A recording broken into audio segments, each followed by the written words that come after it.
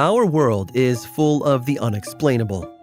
And if history is an open book, all of these amazing tales are right there on display, just waiting for us to explore. Welcome to the Cabinet of Curiosities.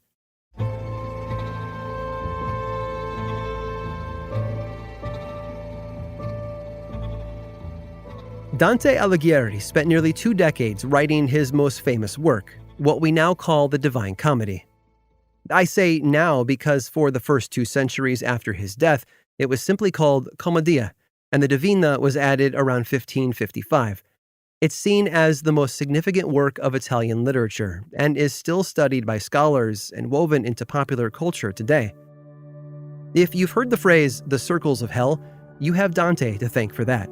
Most recently, the author Dan Brown, known for his novel The Da Vinci Code, published a novel called Inferno.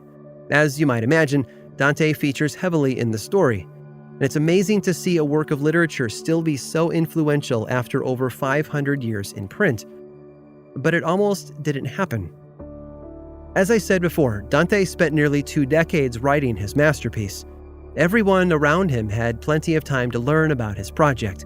His 2 sons, Jacopo and Pietro, were most likely allowed to read along as he wrote it. I guess my point is that people were aware of the book. It was the center of his existence for so long, after all. And then, in 1321, just a year after he had completed the whole thing, but before he had a chance to publish it, Dante died. His family went through that same sort of grieving process we would experience today, wrapping up his final affairs and making sure his burial was taken care of properly. But within weeks, life would have moved on. Except his sons couldn't forget that manuscript, and who could blame them? Now, the Divine Comedy is a collection of 100 parts called cantos. Going through his papers after his death, Dante's sons discovered that there were 13 cantos missing. That's 13% of the book, 1/8 of the completed work. And not just any 13% either. They were missing the final chapters of the entire story. It was maddening. According to an early Dante biographer, the sons searched the family home for months. They went through every scrap of paper they could find, dug through drawers and boxes, and looked for any clue that might tell them where the missing pages had gone. But nothing worked, and they were left empty-handed. Friends recommended that the 2 men simply complete the story themselves. They knew how it was supposed to end, and they were familiar with their father's work, so why couldn't they just piece together the final parts and call it a day? And that was certainly possible, but it was far from ideal. They, like a lot of other people, wanted their father's official ending. As the story goes, one of the sons, Jacopo, went to sleep one night after another frustrating day of searching for the papers, and a short while later, began to dream. In it, he saw the figure of his father, dressed in white and glowing in that Renaissance painting sort of way. Still fixated on the missing papers, Jacopo asked his father about it, and the older man nodded before walking over to a particular spot along his chamber wall. And then he pointed. The next morning, Jacopo called for a lawyer to watch as he searched the room. There, right in the spot his father's ghost had told him about, he found a hidden compartment with stacks of paper inside.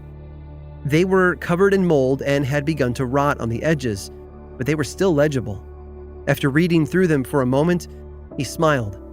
The missing pages had been found. It's crazy to imagine, but one of the most significant works of literature of all time almost didn't happen. The Divine Comedy is responsible for providing us with vivid images of the world beyond our own, from hopeful visions of paradise to the nightmarish trials of hell.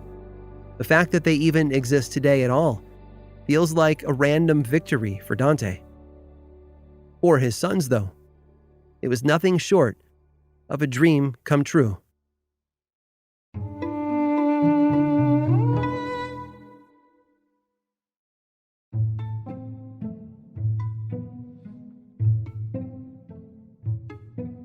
The 1860s was not a good era for transatlantic travel.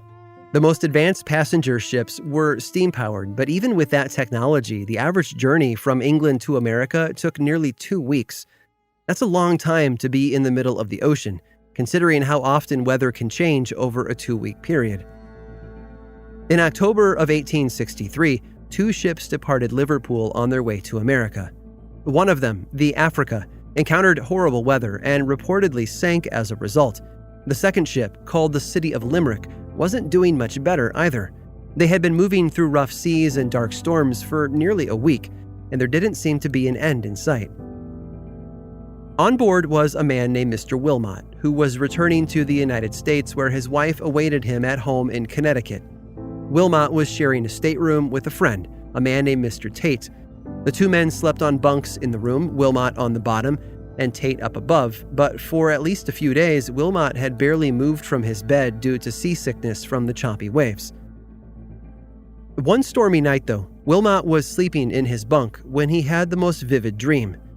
In it, he could see the door to the tiny stateroom slowly open, and there, dressed in a white nightgown, was his wife. It was a logical vision. He missed her terribly, and the growing anticipation of being reunited with her hadn't helped. Even if it was just a dream, it was good to see her again. When she stepped into the room, Wilmot noticed a nervous look on her face. She cast a worried glance in his direction, but higher up, as if she were looking at the bunk where Tate slept.